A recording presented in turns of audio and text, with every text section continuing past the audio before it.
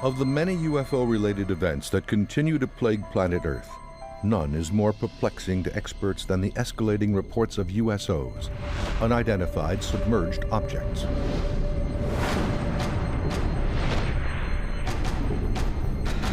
USO sightings continue all around the world to this very day.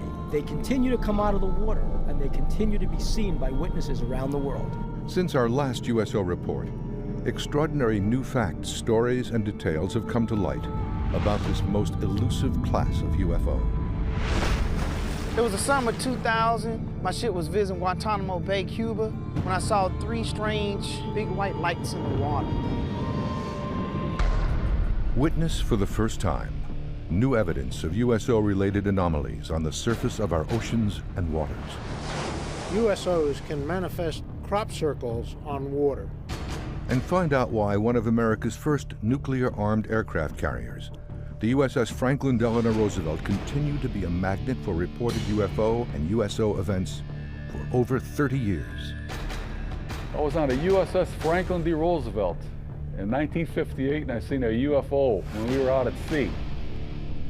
From brand new reports of deep-sea UFOs to stories that go back over 100 years, many experts continue to wonder, are we the first inhabitants of our planet, or are they?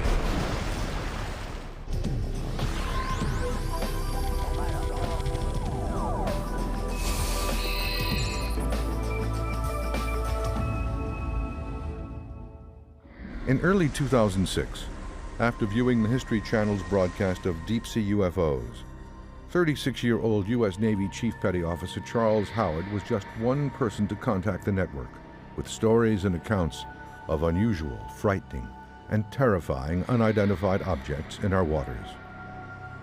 Petty Officer Howard, a 17-year veteran of the Navy, tells his story of a possible USO encounter for the first time. The History Channel was broadcasting a show about UFOs and USOs. I never heard of USOs. I thought that was very interesting because I hadn't experienced. I never shared it with anybody, but I thought it was pretty interesting. In the summer of 2000, Howard's ship, the USS Thorn, was docked off Guantanamo Bay, Cuba, after routine maneuvers. It was kind of late, 10 o'clock, so it was coming back to the ship.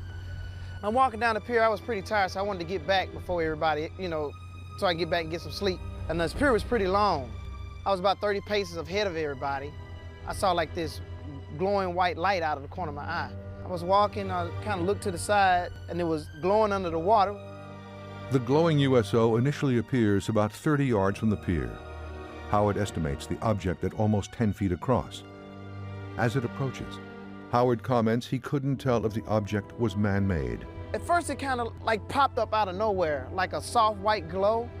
As I'm looking at it, it gets brighter and brighter, and then that's when the other 2 lights popped up behind it. Almost formed like a triangle. It was a light here, and a light here. At first I really wasn't afraid because it was just one soft light. It just was kind of weird to me. But then when the other 2 lights popped up behind it and they started moving, that's when I got kind of afraid. I was like, hey guys, come look at this, look at this. The other seamen respond to Howard's calls, but arrive too late. The USO has disappeared under the water. He has never seen anything like it before or since, and hopes to never see another. I've been out to sea for almost 17 years now. I've never seen anything like this. It was weird. Similar sightings continue to surface from the areas adjacent to Santa Catalina Channel off the coast of Los Angeles. Tomorrow, off a dive ship, we're going to go out with divers to find trace evidence of that 1992 USO sighting right here in Santa Monica Bay. June 14th, 1992, 10:24 p.m.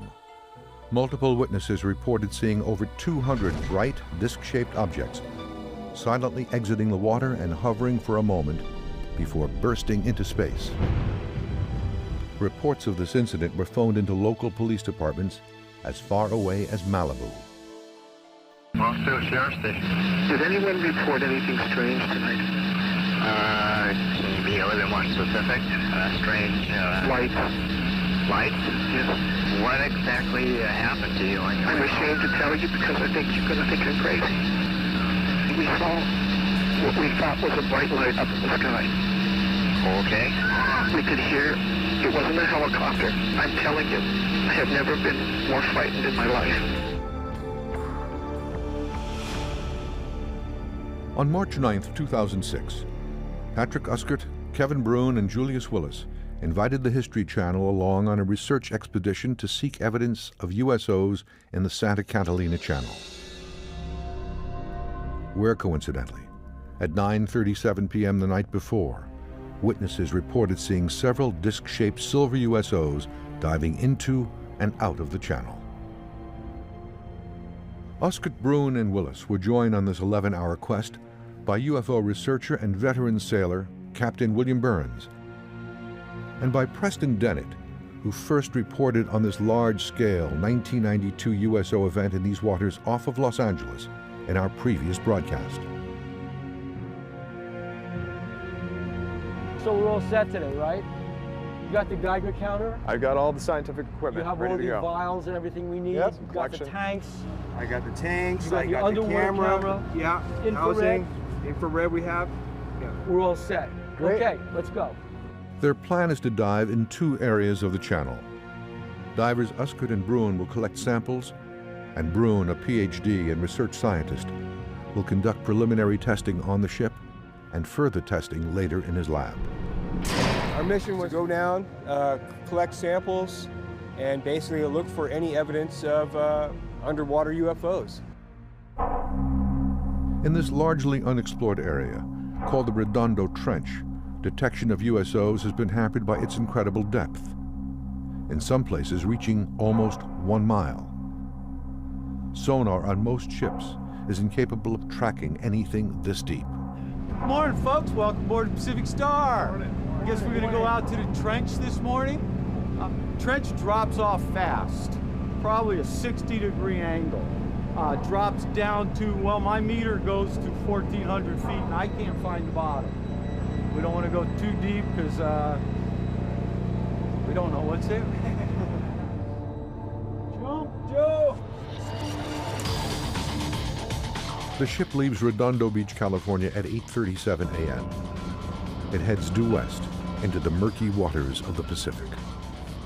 The team faces a strong breeze and heavier than normal chop. The only thing that could possibly be worse is if that wind were to pick up.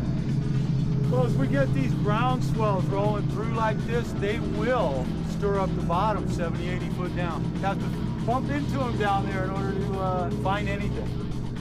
At 9:22 a.m., the team catches their first glimpse of something unusual. Look at that! Holy cow! A strange anomaly is witnessed on the surface of the water.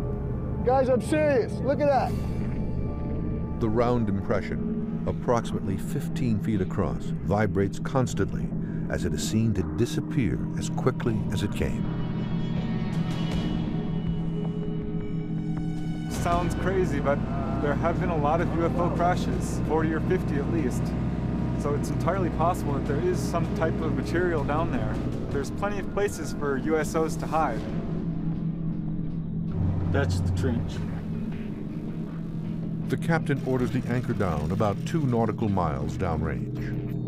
We're looking for a couple of things. Are there any patterns on the bottom of the water, any trace evidence that remains from the soil?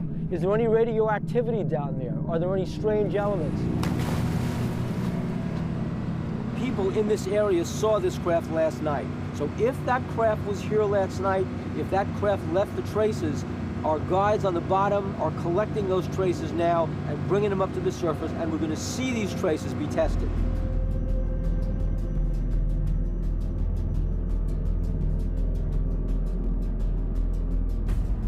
What was the visibility like down there? Very low, like 5 to 10 feet. Yeah, 5 to 10 feet. Too rough to see anything. Couldn't see much when we were down. Hopefully Pat's getting some footage, maybe some samples.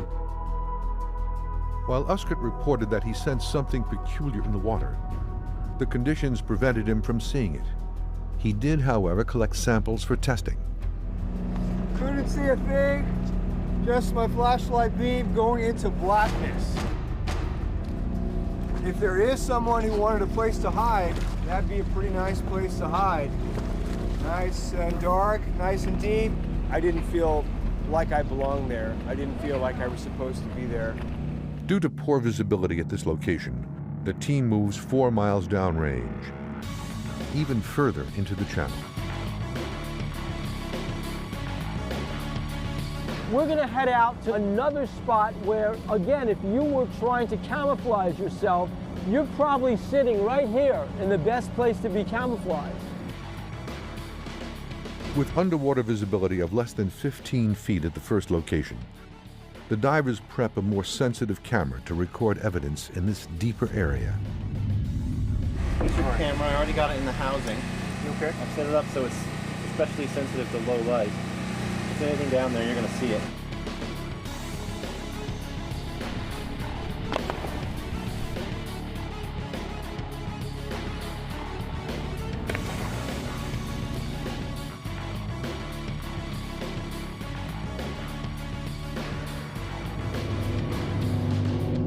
What you're seeing is they're taking samples from the bottom of the ocean bed, and they're going to be testing these for radioactive traces and chemical traces. USOs leave traces. Maybe they're magnetic, maybe they're highly electrical charged. They're looking to test for electrical charges, for magnetism, and for radioactivity. The clearer conditions at this location help the divers collect samples. And this time, they find something unusual. I'm pretty satisfied with what we collected. We're gonna check it with the Geiger counter, see if they're reading hot. Great. So just open the lid on these. Negative on this one. Whoa, you got a lot of small sample here. Wow. All right, we got something. We got something. Due to the elevated Geiger counter reading, the team decides further testing is needed. All right, the rest we can do back at the lab. Awesome. So it's really no mystery why a USO would choose this particular area to hide in. They just can't be seen. We can't really know what the results will be until we analyze everything and put it all together. But it's all part of the process. What we try to do is test our hypotheses by setting up very controlled experiments, trying to eliminate variables. And out here, it's very difficult to eliminate all these variables that we deal with. So we're kind of on the level of just observing. And if anything comes up strange or worthy of continuing investigation, then we'll certainly be back out here, I think. Kevin will probably agree with me here, right? There's a good probability that they're down there. If you're going to find anything, you got to look. Further testing on the USO sample proved inconclusive. However, due to the initial positive result on sample number 2, a more comprehensive USO dive is planned for the fall of 2006. We got to go back.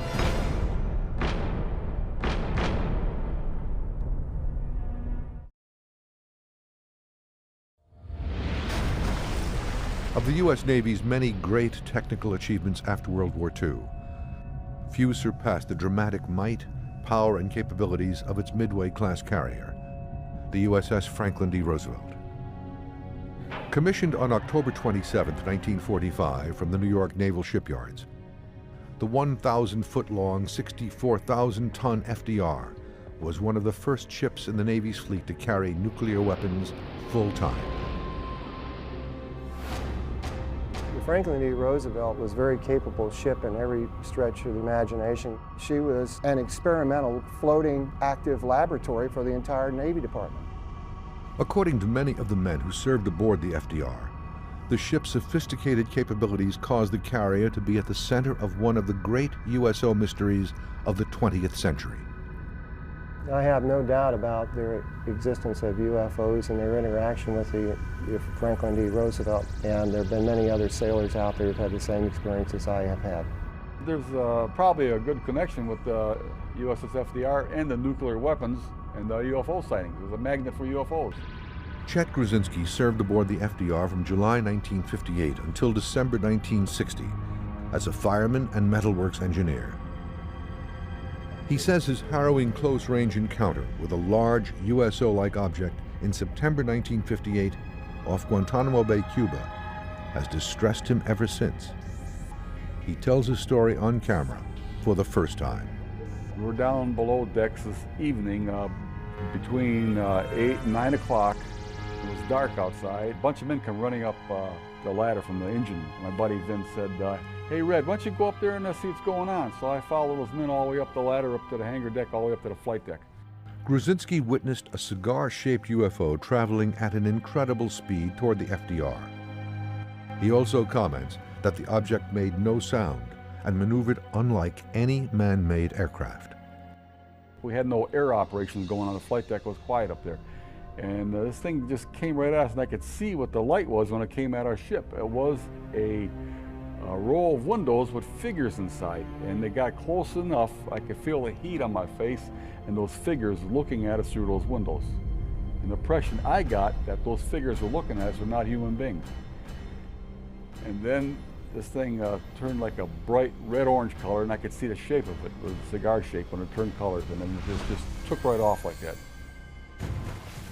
Gruzinski further reports that this bright USO-like craft rose from the water and remained relatively silent over this 45-second event before flying away. Approximately 25 of his shipmates reportedly witnessed this event as well.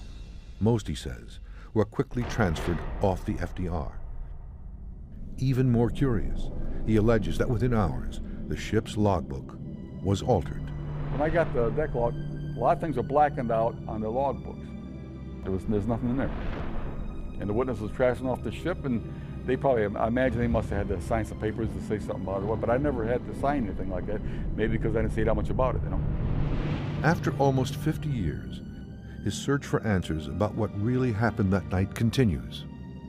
I'm still trying to find these men on the flight deck. I didn't have to sign the papers. I wasn't transferred off the ship. I got a lot of whys. What happened? Why? That's what it is. That's why I've been spending all these years of research on it. But Gruzinski is not alone in his belief that he witnessed a UFO while serving aboard the FDR. A second FDR veteran, Harry Jordan, served aboard the FDR from 1962 until 1965 as Seaman First Class. His rating as a radar operator put him in charge of one of the world's most advanced and sensitive radar systems. She also had the capability of jamming rockets, intercontinental ballistic missiles, and even break through some of the countermeasures being put upon us by Soviet bloc countries. While on duty in 1962, Jordan says he became part of another significant USO event aboard the ship that has remained secret until now. The Roosevelt definitely attracted UFOs because of all of the technical equipment and all of the armaments that she had, and also nuclear weapons. Jordan agreed to tell his mysterious and alarming story of possible USO contact for the first time. I do remember the incident and the details of it because it just stays with you when you've gone through this. October 2nd, 1962, off the coast of Sardinia, approximately 2 a.m. Jordan stands watch over his radar monitor. All is normal on this unusually warm fall night. Suddenly and without warning, he says, a contact abruptly appears on his screen, an object 600 miles downrange at an altitude almost impossible for conventional aircraft to reach at the time, 80,000 feet. First blip came on at the beginning of about 2.5 hours into the watch. It was 600 miles from the ship at 80,000 feet. Then it came into 300 miles at about 35,000 feet, and then it came into about 10 miles at 10 to 15,000 feet from the ship off our port side. I reported it to the watch commander at the time, and he came over, went through the same process and confirmed it, and reported it to the officer of the deck on the bridge. Then the officer of the deck on the bridge woke up the captain after this contact started to move. An object on Jordan's screen begins moving at a speed and on a course that, he believes, would have crushed any man-made aircraft. This thing was covering 10 miles in just a few seconds, and it was traveling about 4,000 miles an hour. It was making right-angled turns, and it was almost like a Z pattern if you took about 4 Zs and lined it across your scope. So I could tell that she was going pretty fast, and then so when she stops, they didn't have any heat signature. Okay, this was highly unusual. After Jordan makes his report, he says the FDR's captain orders the launch of a pair of Phantom II jets to analyze the situation. They went to afterburners and then launched one right after the other. They left the Rosie and headed up on a course of about 012. So then I thought immediately that there might be something new going on here, because that wasn't following protocol as far as normal ship operations that I was used to. The Phantom jets, now about 20 miles downrange, still see contact with the object. Jordan reports that the blip on his radar screen continues to dive close to the USS FDR before it disappears in a literal flash. It's being recorded on the view board up on the right-hand side in CIC, and then the contact winked out about 20, 30 seconds after and I could hear one of the pilots say, "What the?" That's all I heard. Moments later, he says, as quickly as it disappeared, the target returns, but now it's bigger and closer. The Phantom II's landed, and then it winked back on again off the port side of the ship, and someone yelled out in CIC, you know, "What the hell is that?" And I bet you had 15 people out there with binoculars looking. 2:32 a.m. In full view of the FDR's crew, the USO reportedly hovers for a moment, several hundred feet from the ship, before disappearing. I saw the Z pattern and it stopped. It winked out and then it was gone. I know what the fingerprints are of the electronics on Soviet aircraft, Korean aircraft, Chinese, MiGs, you name it. If it had been a meteor, it would have burned up in the atmosphere. And I have seen meteors streak across the scope, but it only happens in about 2 or 3 seconds. I mean, it's gone. 2:36 a.m. Jordan records the event in his logbook as a UFO incident. Seconds later, he says his commanding officer bursts in. "Jordan, what did you put in your log?" And I had UFO in there, and I had the contact number at the time. I held it up in front of the commander, and he says, "You can take that out." My commander acknowledged to me in not so many terms that, "Yeah, Jordan, that's what it was, but no, Jordan, nobody else is to know." Period. I had too much respect for him in the Navy to say anything about it for over 20 years.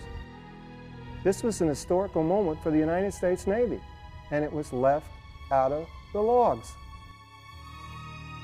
As astonishing as these mysterious first-hand encounters aboard the FDR might be, they are far from the only ones. During her unusually brief 32-year commission, the FDR will host at least a half-dozen similar events. The FDR seemed to have been attractive to USOs. She certainly saw a lot of them. I've interviewed 3 people separately who have been on the FDR where large UFOs have been seen over the ship, observing it, making its presence known, and at times interfering with what appears to be some of the electronics on the ship. The Franklin Delano Roosevelt was the first aircraft carrier to carry nuclear weapons, and UFOs seem to be drawn to anything that's nuclear related. The first instance of this occurring was in the North Sea off England on NATO operations. September 1952.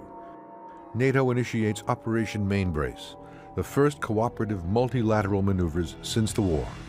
The FDR was part of a NATO fleet exercise off Denmark called Operation Mainbrace.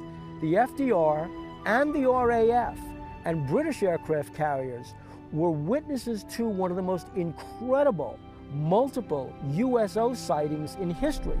The Ministry of Defense in the UK actually wrote it up as a USO sighting.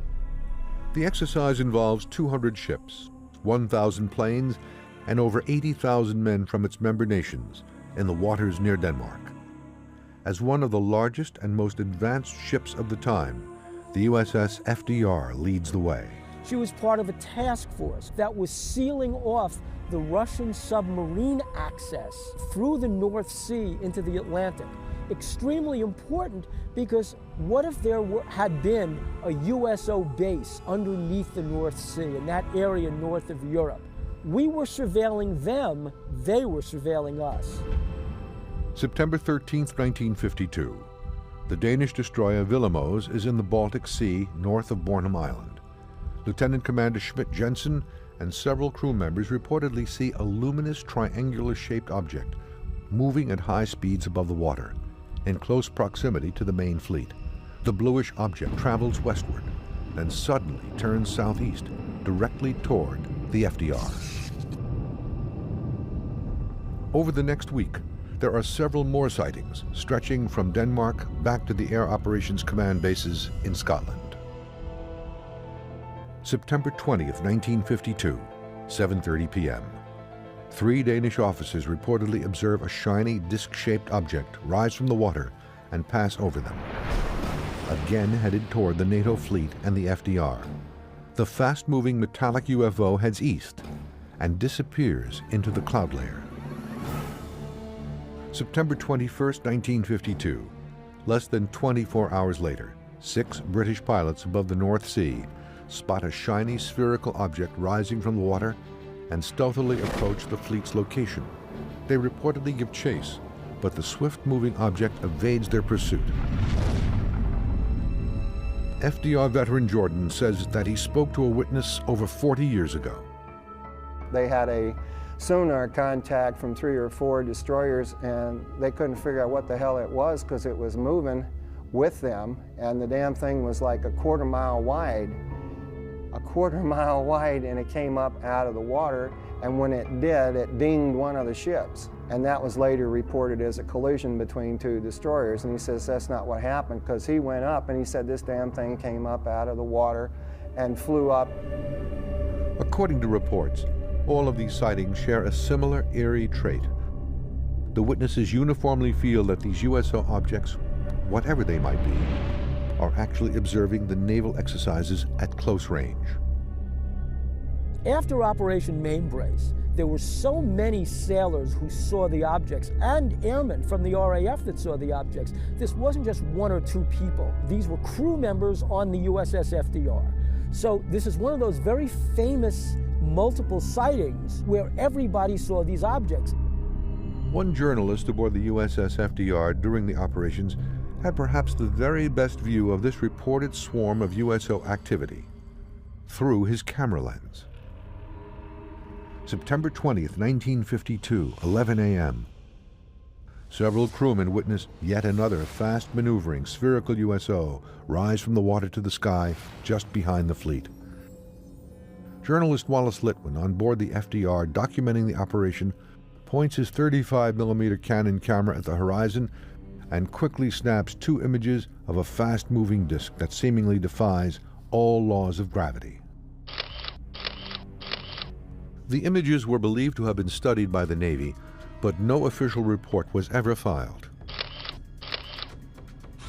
Wallace Litwin took photos of the flying disc going over the USS FDR in Operation Mainbrace. I got copies of his photographs there. It shows the object going over the ship, and you see the ship's superstructure and part of a wing of an airplane. Just like a bright light going over a ship with the full show, but they said it was like a disc light, some of the witnesses. USO sightings aboard the USS FDR during Operation Mainbrace were not exclusive to enlisted men and non-coms. Some believe that General Dwight Eisenhower may have even witnessed similar objects as a guest aboard the FDR. I have heard reports that Eisenhower was on the FDR when one of these sightings occurred. The people who are the serious witnesses to operations and events have been afraid to come forward, both because they've been threatened, they're also afraid of being ridiculed. According to experts, many documents involving Mainbrace remain classified. However, others have been released. Is there a motive for officials to keep 50-year-old events secret? The military, in fact, the militaries of all first world nations treat these things as threats. They say the fact that they can penetrate airspace, they can go into highly secure areas, they can outfly our fastest jets. Does that mean they're hostile? Although many FDR veterans and researchers suspect that the ship's advanced capabilities may have made her a target for otherworldly attention, some wonder, could all of this reported activity actually serve as proof? I have spoken with people over the years since my Roosevelt experience and that one, and have seen the evidence firsthand. To those who have not had those experiences, you cannot know what you've yet to experience, and hopefully you'll believe that they are out there.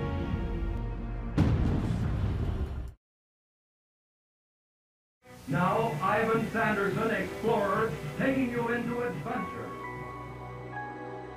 USOs in general are unidentified submerged objects. USOs have been in history for a long, long time, and an associate and friend of mine, Ivan T. Sanderson, did a study of them long ago. They are there all the time. They're in the data. They're a part of the phenomena. Even more frightening than extraterrestrials is what Ivan T. Sanderson said when he wrote the book Invisible Residents. They're not extraterrestrials. They're already here. To this day, the pioneering USO research by zoologist and former British spy Ivan T. Sanderson continues to astound and frighten experts and buffs alike. His controversial 1970 book, Invisible Residents, forever opened the world's eyes and ears to the murky realm of unidentified submerged objects. Sanderson proposes two primary theories about USOs in Invisible Residents. The first is that USOs are in fact here and have either evolved along with the Earth or have come from space and made a home in our oceans long ago. When you talk about underwater UFOs, you have to remember that 3/4 of the Earth's surface is covered with water. And UFOs are seen pretty much all over the Earth, in every country. So it's not at all surprising that they're using the oceans, because we haven't even fully explored the oceans ourselves. Sanderson's USO theories lead to a stark prospect. If over 50% of UFO reports occur on or above water, as he reports, are over 50% of these UFOs in fact USOs? You know, UFOs are not just being seen over land. Ivan T. Sanderson said that 50% of all UFOs were actually being seen over bodies of water. Do USOs mean that living underneath the surface of planet Earth is a whole civilization of creatures, entities, aliens, for whom Earth is home, just as it's home for us on the surface? And these were residents who've been here for millions of years, probably before life evolved on the surface of the planet. As evidence of his second theory, Sanderson says there are several crucial points across the Earth, together forming an unseen invisible map, triangles that he refers to as vile vortices.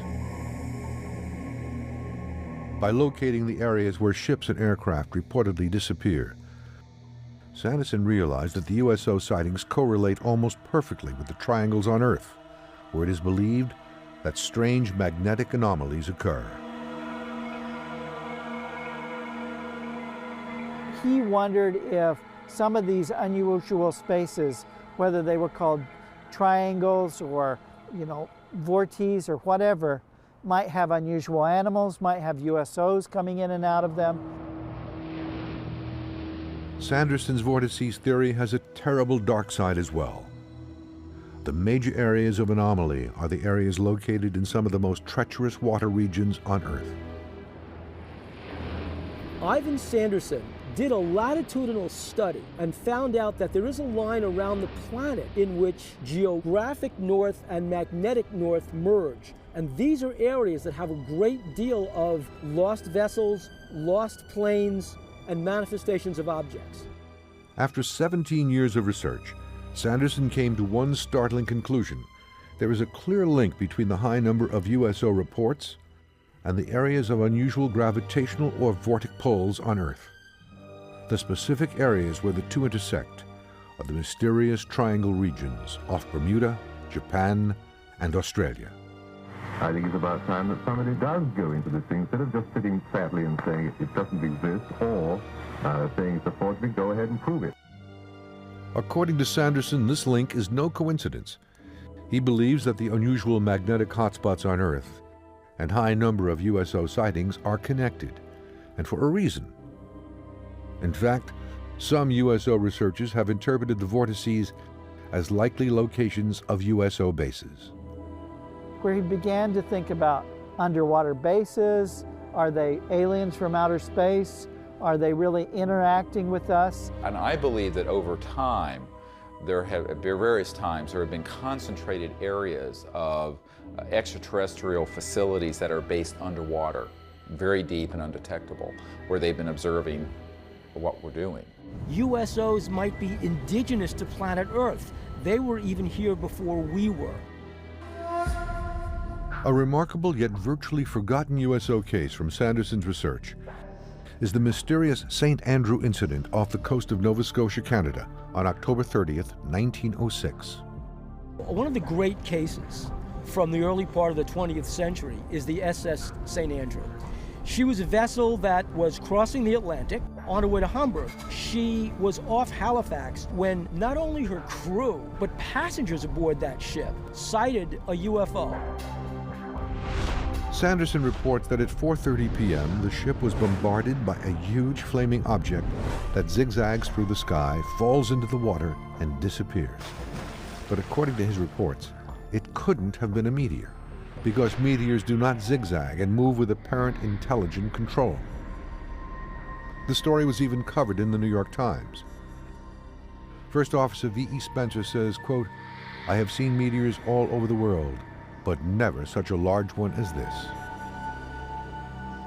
Throughout Sanderson's career, a cloud of mystery drifted around him.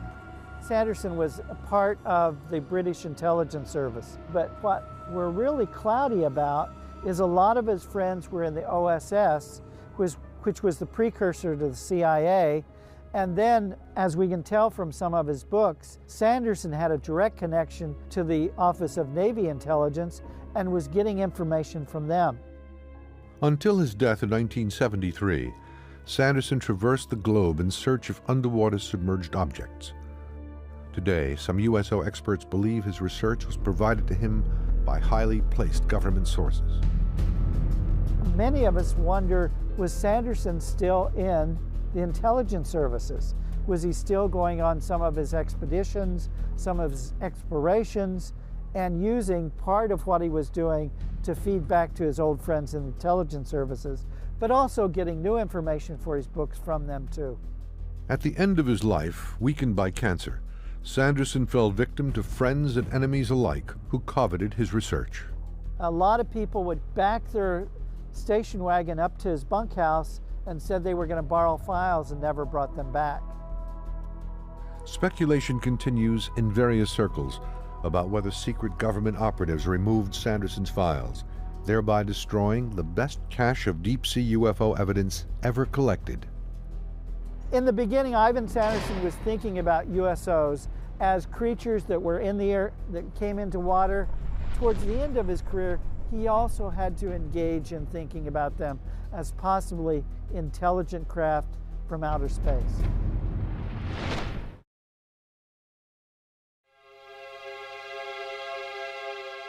According to experts, one of the most impressive traits of USOs is their ability to affect, change, and displace the surface of the water, in much the same way that UFOs in our skies reportedly generate similar crop circles on land.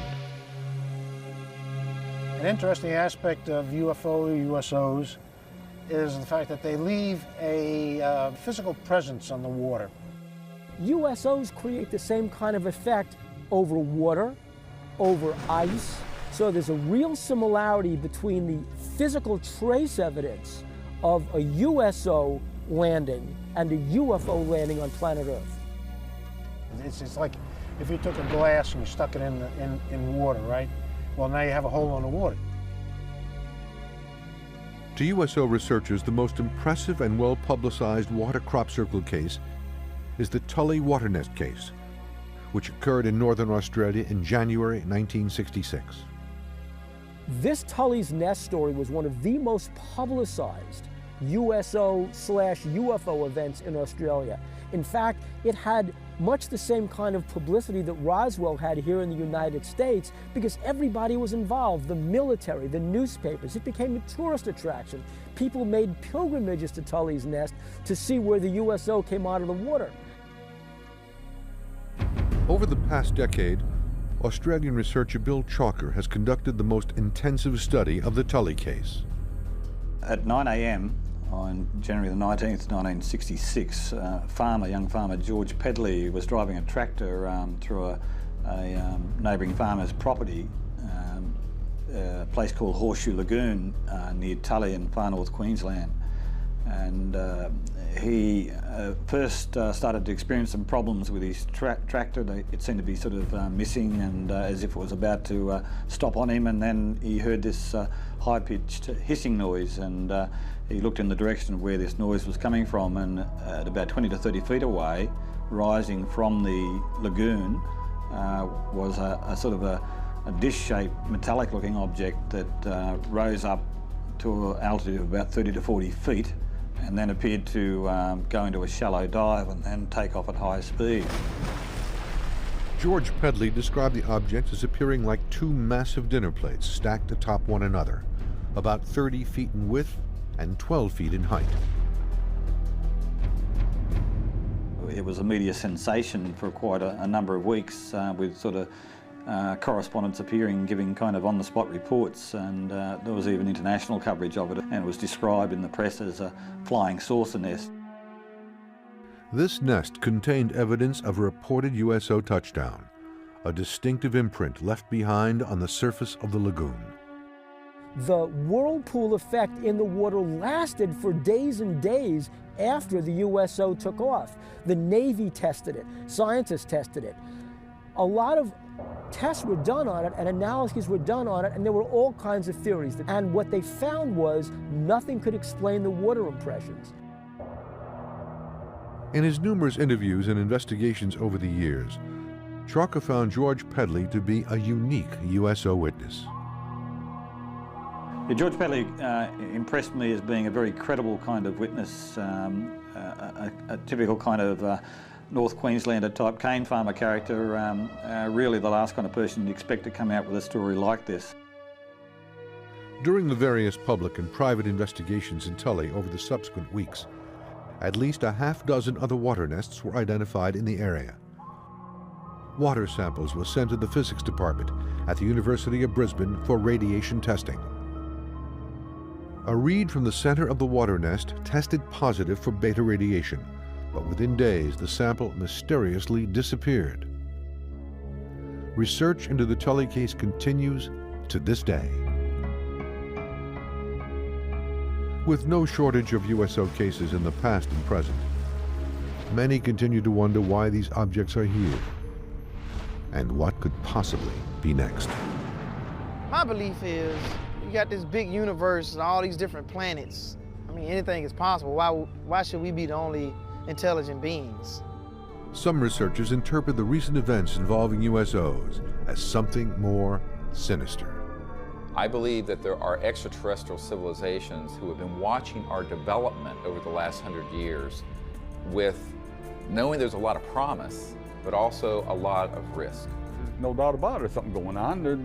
They're covering this stuff up, they're lying, and I would like to see congressional hearings in Washington to cut the crap and let's see what's going on, you know? Does it mean that somehow there's an event coming on planet Earth, cataclysmic, end of time, and somehow the USOs are coming out of the Earth because the Earth itself is in trouble? Maybe we're nearing the end of days.